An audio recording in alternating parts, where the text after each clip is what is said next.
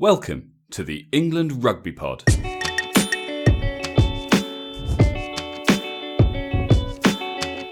Thanks for downloading episode 105. The long-awaited return is here, it's a new year, and what a year it's going to be for Eddie Jones and his England boys. You're listening to the England Rugby Pod, the rugby podcast that believes England will win the World Cup in 2019. Hey guys, welcome back. I know it's been rather a long time since our last episode, and it's probably starting to sound like we say this a lot. We clearly need to make more of an effort to get our episodes out to you more regularly, and we will certainly. This is the year to do it. But we are back now, and I'm joined, of course, by Dan as always. Hi, mate. How's it going? Yeah, very good, thanks, mate. Merry Christmas and Happy New Year to everyone, including yourself, sir. I mean, I've seen you, but, it's fine. Yeah, apologies. It was a sort of comedy of errors. But actually, both Andy and I, we love doing this. And this is the year. This is it. World Cup year. This is the year that England, 16 years after they were last world champions, become world champions again. So, massive rugby year, and we can't wait. Absolutely. Before we crack on with with everything we've got planned, again, apologies. The last episode we did was post the All Blacks game, so we've missed the Japan game, we missed the Australia game. Now, obviously, I went off to the States, and we always knew it was going to cause a bit of a problem with getting episodes out to you while I was over there. Do want to say a massive... You to get locked up in prison for a month or so, though, which delayed it even further. But stuff happens. But anyway, so thanks for all the people that reached out to advise me on how I could watch the game while I was over there. I looked into pretty much all your suggestions, and then ended up just paying for VPN, which enabled me to use my Sky, which was great. So I did see the games. Big thank you in particular to Andrew Bonnar, who you tweeted me quite a few times with various links, and whilst I didn't use them for the rugby, I did manage to watch a couple of the big boxing matches, so appreciate those. We have also had a couple of, I say reviews, I think people using our review station to send us little messages. Jellybean103, who I think's probably reviewed us before, but changed it in order to say, come on guys, when are you going to start up again, missing the show? So 5 stars still. Obviously, again, apologies. We are back, and we certainly tried to make sure that you get your weekly fix from now on, because as Dan said, it is a huge year. Another particularly interesting one, our good old friend Wade Ackford. Wade, my man. It's back up to 5 stars again. It keeps fitting between 1 and 5 stars. But this time he says, boys, where are you? You're missed. You can't have given it up just as England are up and running again, and we all believe England will win the World Cup in 2019. It's like when Morecambe and Wise broke up. Come on, boys, bring me sunshine. I'm starting to believe. Regards. I've figured Wade out. You know when you're young and you're like the kid in the playground and you're mean to the girl you fancy. You think that's what it is? Wade loves us. That's it. He says he's been mean because secretly he loves us, and we love you too, Wade. For now, he's a friend of the pod. Yeah. But we are fickle people. So we are back. We are back. We have big plans for 2019. It's a huge year, obviously, and our lack of episodes over the last few months, obviously, notwithstanding, we'd obviously appreciate all you guys giving us a hand and telling people about us. This is the year to get people listening. The England Rugby Pod was set up because we believe England can win the World Cup this year, and it's all about following that journey. So, if you can't join us now, when can you join us? So, spread the word, please. Anyway, without further ado, let's crack on with the episode. We won't go over the 2 games that we missed. They're kind of in the past now. But obviously they were 2 more wins for England.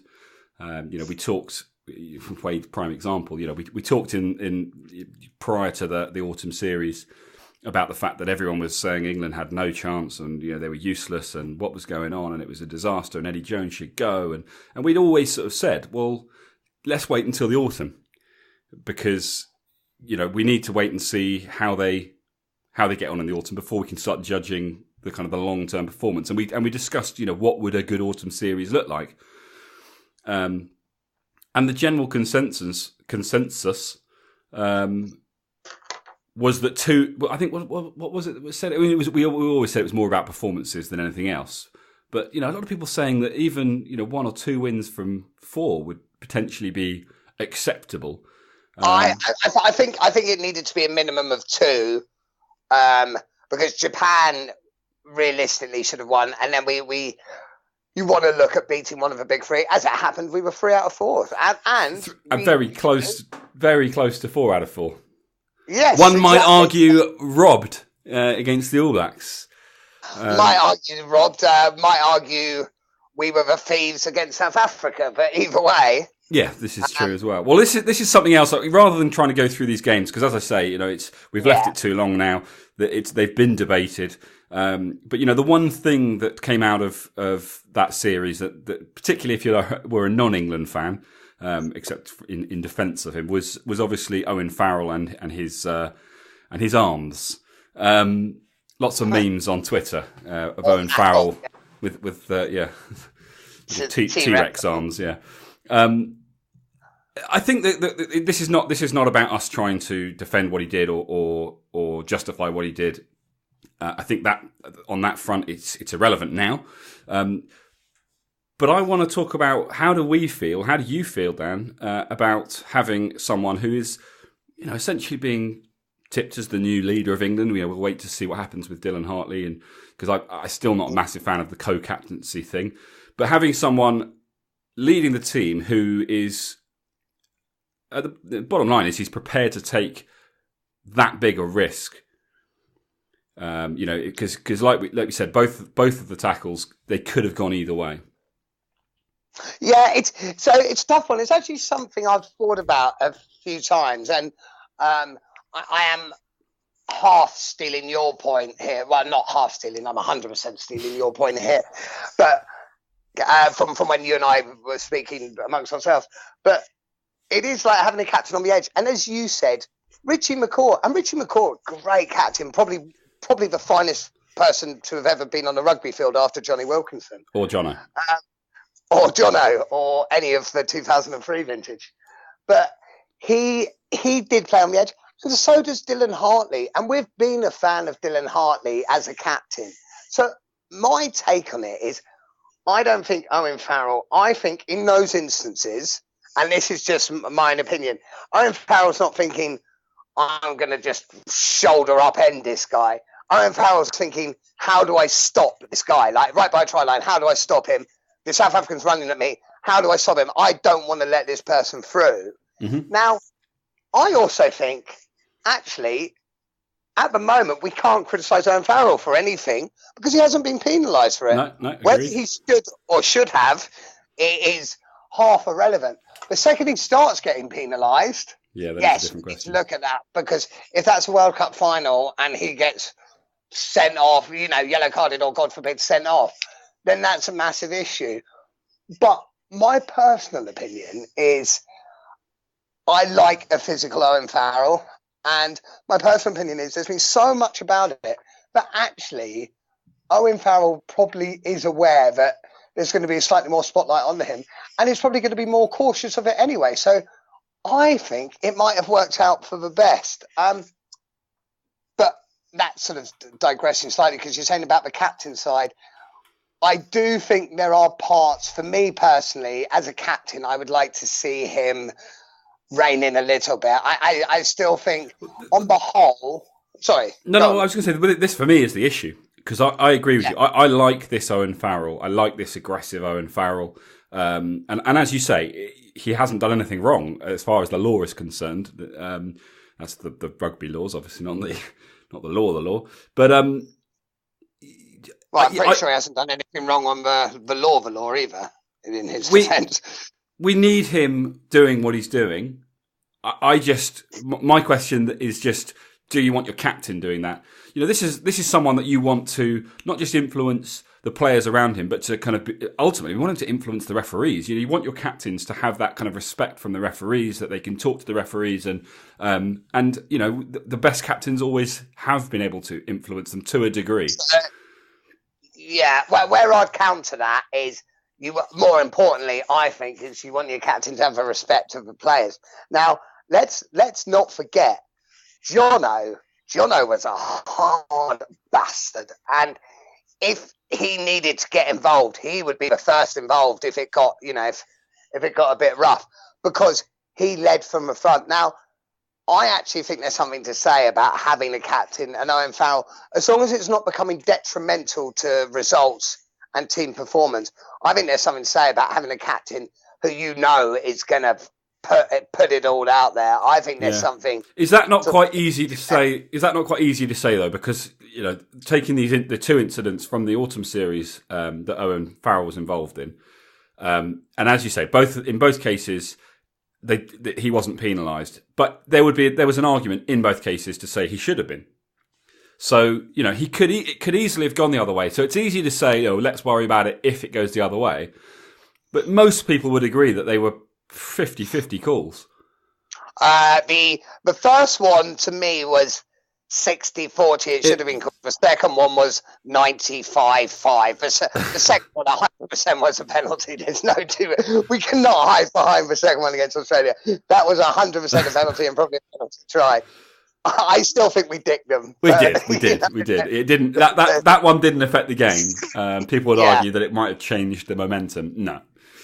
England had found their stride and looked good, but yeah, my point is that we don't want to just see Owen Farrell continue to do it until the referees go, actually. And obviously, the more it happens and the more of a fuss that people make about it, the more likely referees are going to ping him harder. We want him to constantly perform in a place where he knows it's okay to do it. Agreed. So this is the thing: is he kind of playing too close to the line? Because even his super fans can't 100% be sure that what he's doing is okay. So it feels like my point is, if he does exactly the same thing again and doesn't get away with it, he then in theory you'd say, well, he was wrong last time as well. So you don't want him to. You don't want him to kind of rein it in terms of, you don't want him to stop putting his body on the line the way that he does. I don't know. I just wonder whether the captaincy is something that we don't need him to have. I've said it many times before. Let him concentrate on what he does, and he's quite an individual in that respect anyway. He has the respect of the players. He's always going to be a leader. Does he need an armband? And does he need that? I cannot stand co-captaincy. It's so soft. Mate, do you know what? Do you want to know the annoying thing? I was 100% with you. There was a part of me that was like, is it not as bad as I thought? I'm still against it. But guys, listen, please, let us know your thoughts on this, because Andy and I will talk this till the day's end. We'll happily discuss this at length, but we'd be really interested to know your thoughts as well, because, I mean, we're not going to get the answer to this, are we, mate? I mean, we're not. We're not. We're both pretty much singing from the same hymn sheet. Is this your way of saying let's move on? You cracked that code, did you? All right.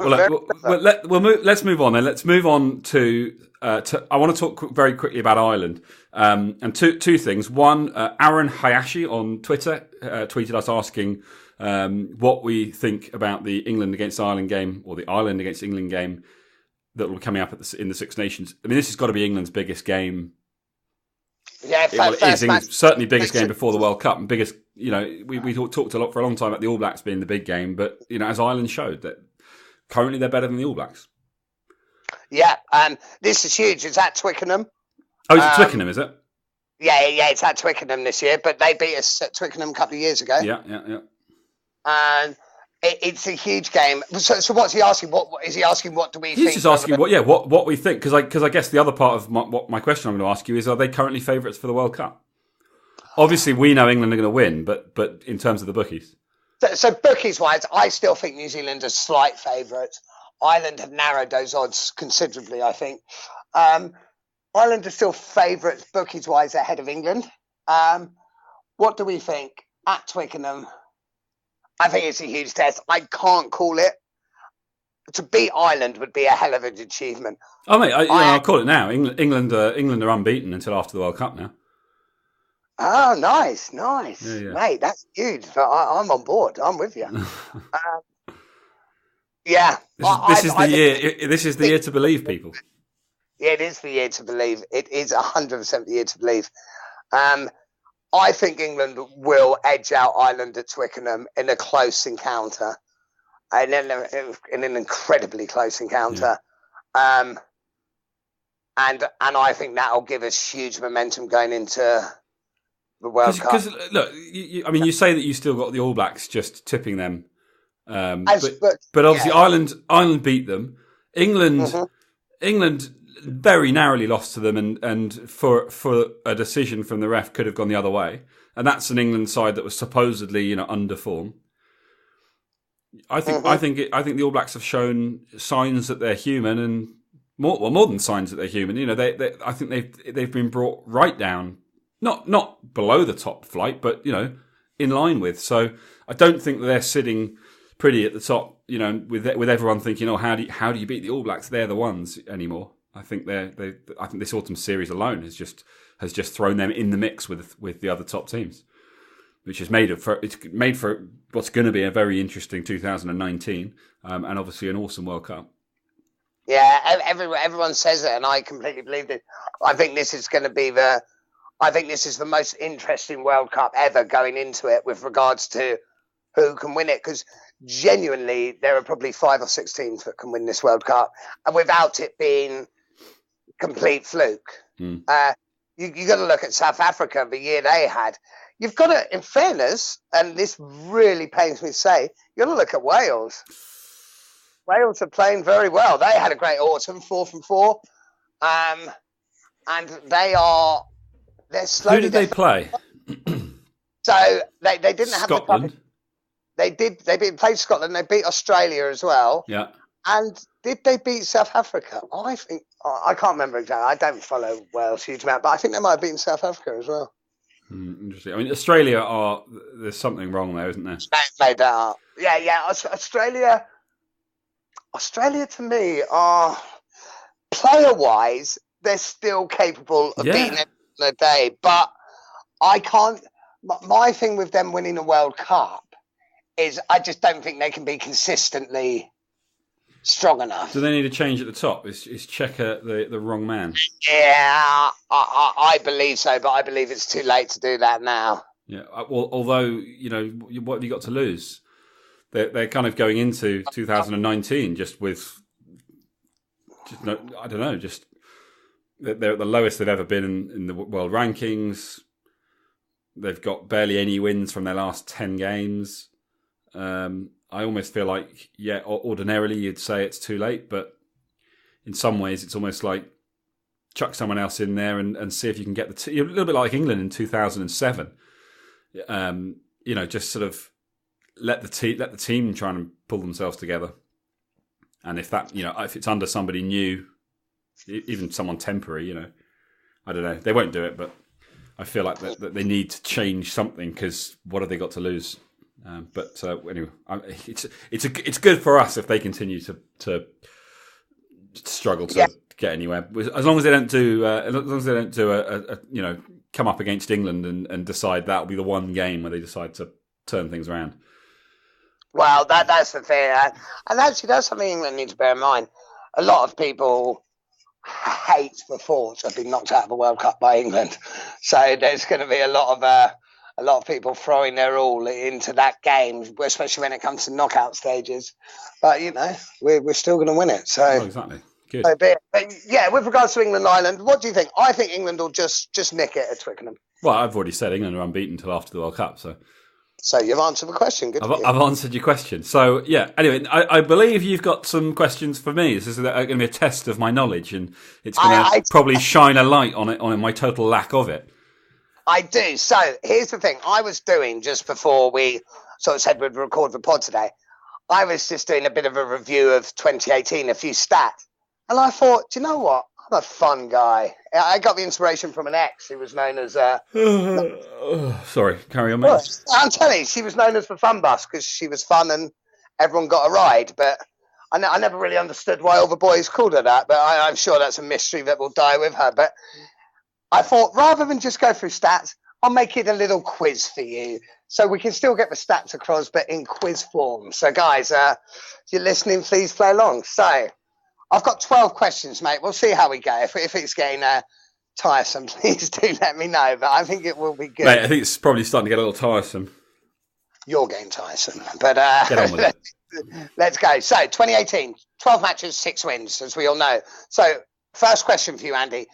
Johnny May was England's top try scorer in 2018. How many did he score? Was it A, 6, B, 7, or C, 8 tries? 7. Right, you're saying 7. We'll come back and give the answers at the end so everyone can play along.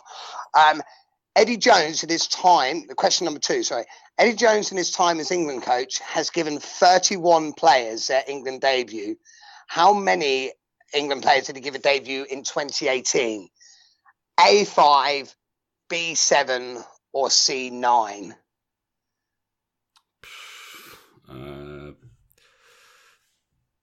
9. Okay. England's biggest winning margin of 2018 was against whom? A, Italy, B, Japan, or C, Australia? Biggest winning margin? Yeah. I can't remember all the scores. I think it was Italy. Okay. Question number 4. England's last 20 games at Twickenham. So this goes a bit beyond 2018. But England, in their last 20 games at Twickenham, how many of them have they won? 16, 17, or 18? The last 20 games at Twickenham? Twickenham, yeah. 18. 18. Okay. Right. Question number 5.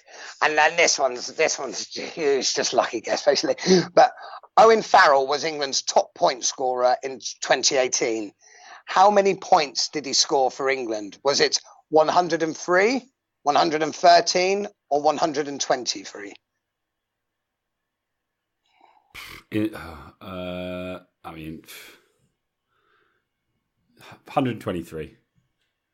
Okay. Question 6. And this isn't multiple choice because I know you know the answer. It's just whether your head's on rugby mode at the moment. Which former New Zealand head coach joined England as defence coach in 2018? Oh God, what the hell's his name?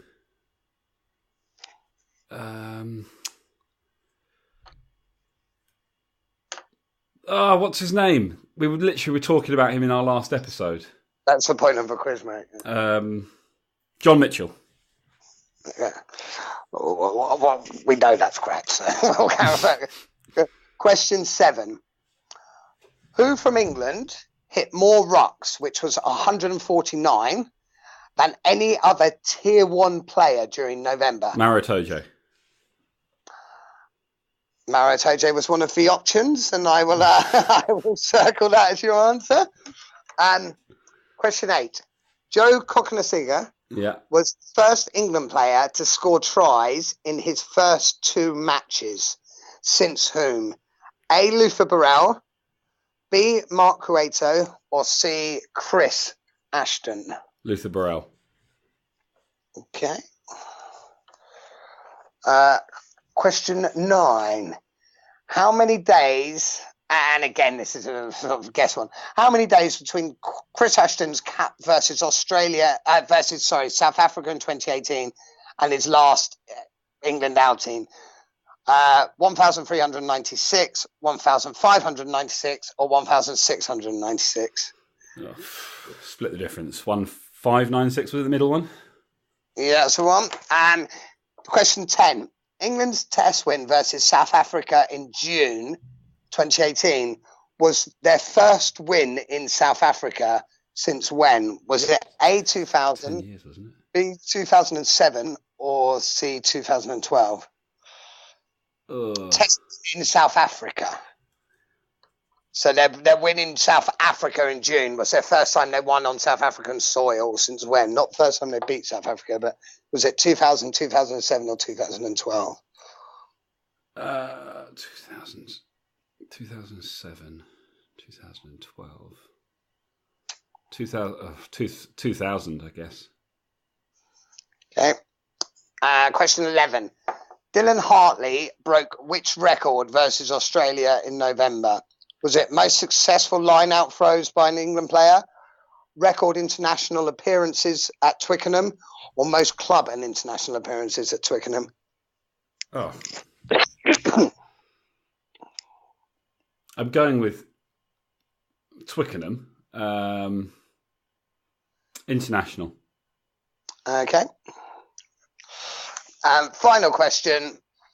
And again, this is not necessarily a massively fair question, but how many went to Twickenham in 2018 to watch Eddie Jones's side play? Was it 450,000, 550,000, or 650,000? How many games did England have at Twickenham in 2018?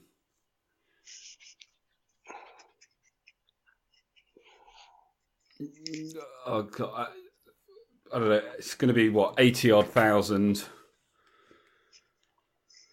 times how many games? Eight games, maybe six. What was the option? 660,000. Did you say? 450, 550, or 650? 650. 650. Okay, that's the end of the quiz. We'll go back and see how you did. And I know some of them are not the easiest. So the first question was Johnny May was England's top try scorer in 2018. You said with 7 tries. It was actually with 8 tries. So Johnny May scored 8 tries in 2018 for England. Did he though? Allegedly so. I have not made up these questions. I obviously have copied them from somewhere. So, you know. Eddie Jones given 31 players their England debut in 2018. Has given 31 players their England debut. How many in 2018? You said 9. The answer was actually 7. I was trying to figure out who those players were. And I think I got Joe Cocker-Singer, Ted Hill, Ben Moon, Zach Mercer, Alex Hepburn. 1, 2, 3, 4, 5. There's a couple more who escape my memory now. Trouble is, they probably Wilson. Was Wilson? The trouble is, didn't you say he's done? He's given 31 players a debut since he came on board. Yeah. So it's going to be very difficult to know which of those were in 2018. Yeah, if only 7 of them weren't. Yeah, well sorry, if only 7 of them were 2018. The rest were before that. So yeah. Yeah, we won't worry too much. But yeah, the answer was 7. He gave 7. Someone tweet us or email us and let us know who the 7 were. Yeah, absolutely. And then England's biggest winning margin of 2018 was against, you said Italy, which is correct. And that was 46-15. We beat them. Well, yeah. England's last 20 games at Twickenham, how many have they won? You said 18, which is also correct. The 2 losses were to Ireland and New Zealand. Ireland in the Six Nations a couple of years ago, and obviously New Zealand in this international. Question 5, Owen Farrell, England's top point scorer in 2018. How many points? You said 123. The answer is actually 113. And that was made up over 12 games he played. He scored 4 tries, 18 conversions, 18 penalties, and 1 drop goal, which is how his 113 points were made up. We need to bring back the drop goal. We do need to bring back the drop goal, and he should have gone for more, actually, but never mind. We said defence coach John Mitchell, you said, which is correct. Who from England hit more rucks than any other player? I was going to give you the choice of Mark Wilson, Brad Shields, and Maro Itoje. You said Maro Itoje. The answer was Sir Maro of Itoje. So, of course it was. Of course it was. More than any England player, more than any tier player. Yeah. So well done, Maro. And it's things like this, but Maro perhaps doesn't get the credit. Yeah, we were giving him quite a lot of flack certainly towards the latter part of last year, and talking about how he needed to.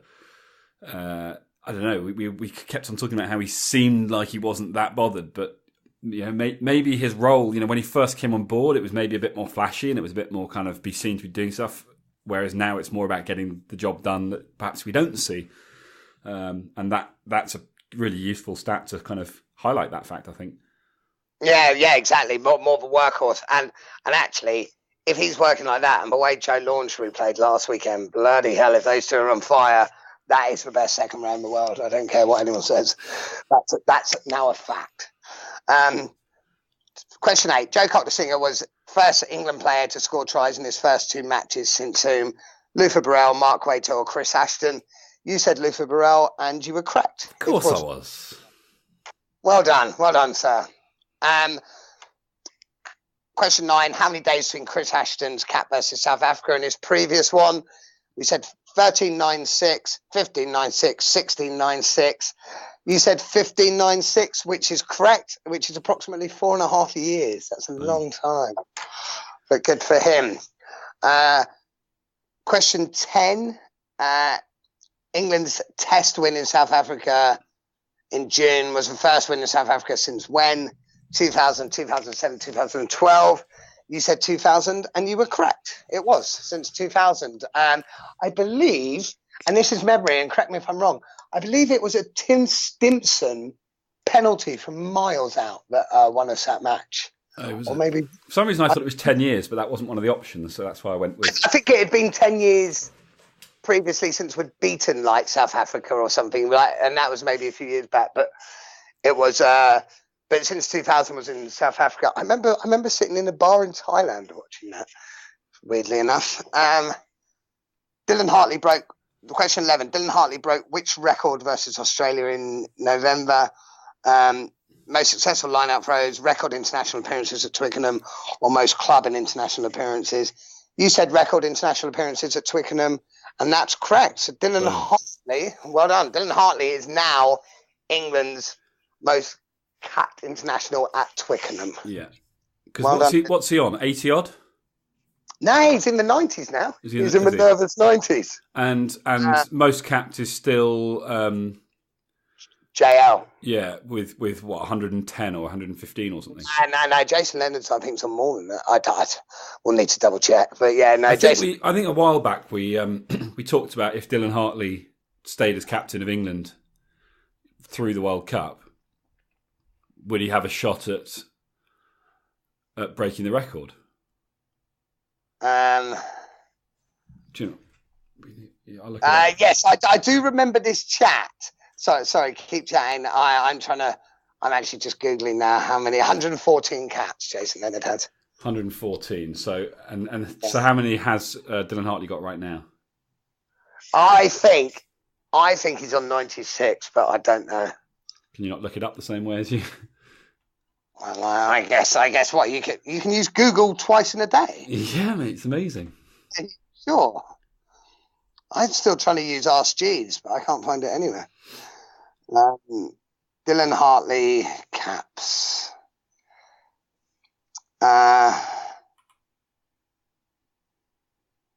It says Dylan Hartley with 93 caps, but this was posted on the 1st of November. So I think he got 3 more caps. I think he got 3 more. 3 more. So I think that's 96. So 96. Yeah. So he'd get another 5 in the Six Nations, so that'd be 101. Assuming he plays, don't forget he's injured at the moment. Yeah. No, this is. I'm talking about what's possible. The warm-up games, do they count as Test matches? Yeah, they're still caps. Yeah. So there's 2 of them, is there? I think there's 3. So that'd be 104. And then if you win a World Cup, it's how many wins? 7 wins in a row. And that doesn't include the group stages, does it? No, it must do. Of course it does. Yeah. But that's assuming you're unbeaten through the group stages, does it? No. So, Oh no, it's irrelevant. Wins is irrelevant. So yes, so it's 7 so he can't matches. So you anyway. can't do it. No, unless he 111. plays on the World Cup, which I can't see. So they'd have to give him 4 more games post World Cup. If when England are obviously unbeaten. He's not going to do it, mate. I think we should make our peace with that. Fair enough. Because he won't play all those games anyway. But yeah, sorry. And just final question: how many people went to Twickenham to watch Eddie Jones sign in 2018? 450,000, 550,000, or 650? The answer was 550,000. The actual answer is 547,172. But I rounded up for the sake of. Oh well, that means the question is null and void. Oh, does it? Yeah, if you'd put that in. If you'd said 450,000, 540,000, 172, or 650,000, I'd have obviously gone for the middle one. Well, maybe you would have. Do you know what I also did? I did a little bit of math. Seven games? 6 games, 7 games, something like that? I was Twickenham hold? 80 odd? 85,000? I think it's near 90. So yeah, I think it's probably 6 games. Is that all they played at Twickenham in 2018?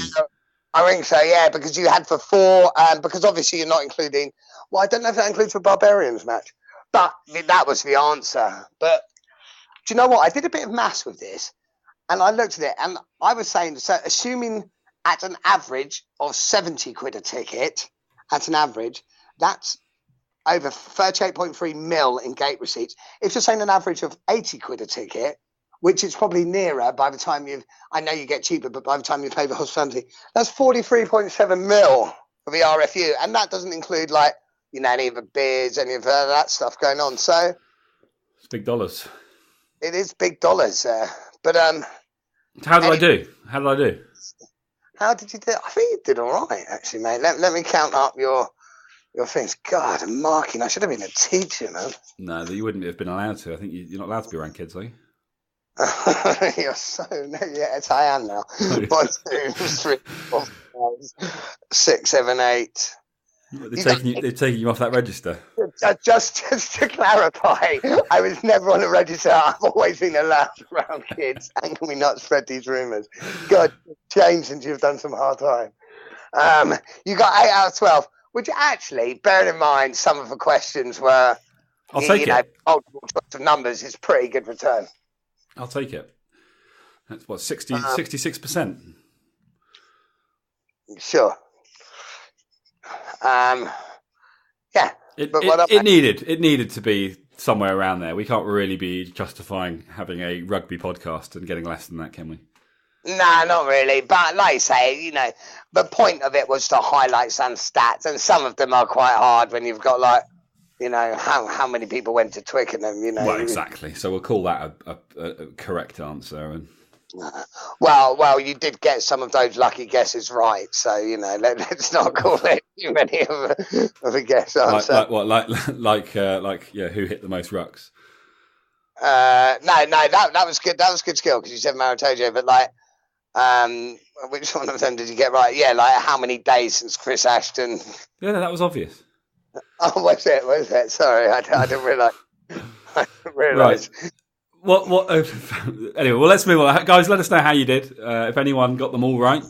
Obviously, Dan, as he said, he copied the questions from somewhere, which means that he probably didn't just look up lots of different questions. He probably found one place where all the questions were exactly like that, and which means that some of you probably have already done this quiz. Is that possible, Dan? I'm not going to rule it out. Let's put it that way. So, for those of you that hadn't already done it and therefore knew the answers, let us know how you got on. So, what's next? Well, I guess the next is just quickly. Let's have a look. We'll save a bit of a teaser because we are going to be coming consistently to you this year. We are. Is what I'd quite like to do actually next week is.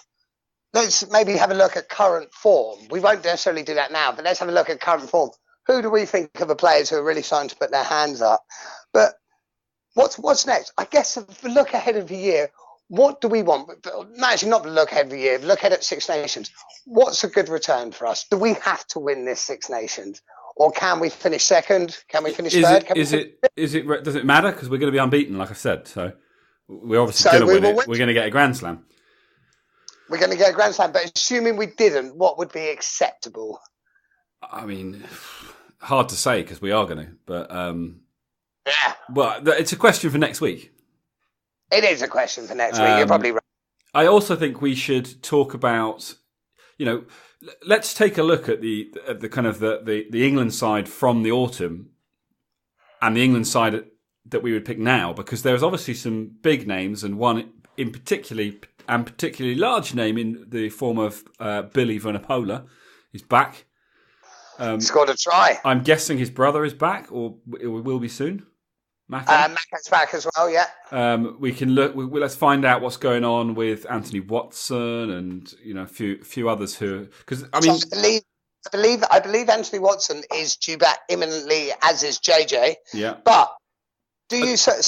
Well, this is the point. I'm not saying necessarily all of these make it back in the team. There are certain ones in there that probably do without question, but some others maybe not, and obviously form is going to dictate a lot of this. But it'll be interesting to have a look at the side that perhaps we'd have picked a year ago, or you know what I mean. Basically, let's look at those guys that are coming back that were kind of stalwarts of the England side, and who they would have to replace to come back into the team, and whether or not we'd be happy to see that.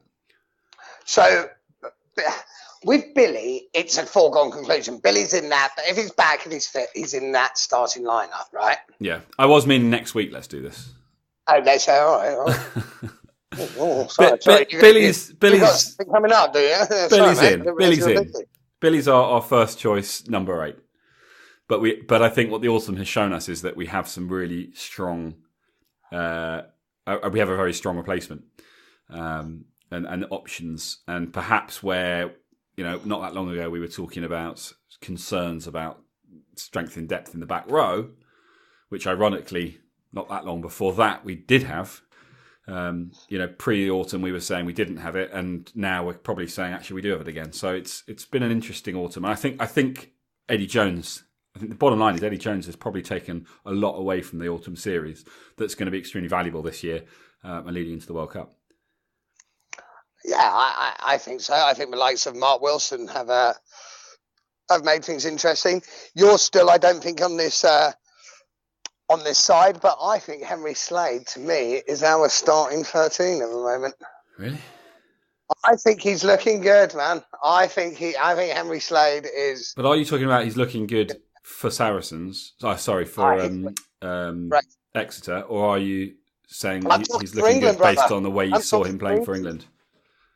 Yeah, I think Henry Slade at 13 is. I don't get me wrong. I don't think he's been incredible, but I think he's getting better and better, and I think he's got something that no other 13 in England has. Would you have Owen at 10 then? Would I, sorry? Have Owen Farrell at 10? Yes, I would, yeah. So who would you have at 12? I've got Manu or TA. Right, okay. And that's, to me, I don't know. So I've got Farrell, Manu, Slade. And I think that mix is good. Interesting. Well, yeah. Well, I think it'll be an interesting conversation next week. I think looking at the side post the autumn, looking at the players that are back, because there's a lot of guys that can be put back in the mix, who weren't available for the autumn series, and I think suddenly it will be a much more interesting looking kind of England squad. I don't know if you wanted to talk about. I think you mentioned to me about the elite player squad and a certain fly half who was included in that. Yeah, Dennis was included in that. Do you know what? I've looked into that a lot. There's not much information on that, so let's not go into that now because I want to look. But I know the elite player squad met at the start of this year, and I know Dennis Cipriani was included in that. But let's not get to find out a little more before we. Well, yeah, I mean, and it'll be an interesting one when we do find out because, how do we feel about that now that we're starting to lean towards Farrell at 10? Well, I've still got Cipriani involved. I've still got him on the bench, and I always have. And Danny Cipriani is injured at the moment. And don't forget, the elite player squad actually doesn't mean that much. I mean, it's a very wide squad. All right. Well, look, let's stop talking about what we're going to talk about, and let's wish our listeners farewell. We've eased back in. We didn't want to go back in. And guys, thanks for sticking with us. Yeah, we've eased back. We hope you are still sticking with us. Hopefully, we don't find that there's been a 50% drop off of listeners because we left it too long. Hopefully, you guys are still. You've been waiting for us to come back, and we are back now. And as we say, we are pledging to bring you an episode every week this year. Well, we are energised. We are so energised for this right now. This year, it's such a big year, and it's the reason we created the podcast, as I mentioned at the beginning. So this year is what it's all been about. So yeah, please, as I said before, spread the word. We want to get as many people listening as we can. There's maybe 1,000 of you that tune in every week, which obviously is not as big as some of the podcasts out there, but this is something that we just do for fun. There's no backing to this. It doesn't make money, which is why you'd have to listen to boring adverts and things. So it's just purely down to you guys spreading the word to get more and more people listening and joining in the conversation. So yeah, spread the word, get people involved. It's a big year for England rugby. It's a big year for us, obviously. And obviously ratings, reviews is one of the best ways you can do that. So, I think maybe 50 or 35 people have written a review. We've got about 50 people who have done ratings, but there's 1,000 of you listening. So, guys, there's a fair few of you out there that could 5 minutes of your time could seriously do us a massive favour. So please, if you get the chance, head over to iTunes, drop us a rating, drop us a review. Let us know what you think. Hopefully, it'll be positive, and that's why you're tuning in. And of course, as we always say, get in touch on email, englandrugbypod@gmail.com, and let us know what you want us to talk about. Let us know if you've got any questions. Let us know how you got on with Dan's quiz. Anyone who got 10 out of 10 or 12 out of 12 will assume you cheated. And we will catch you next week. We'll probably start, well, we haven't decided yet, Tuesdays or Wednesdays probably, but we'll start making it a bit more of a regular thing. So hopefully the episodes will be dropped in time for you to pick them up on your commutes into work. And yeah, join us for the coming year because it's going to be a good one. Catch up with you soon, my rugby brothers and sisters. Take care, guys.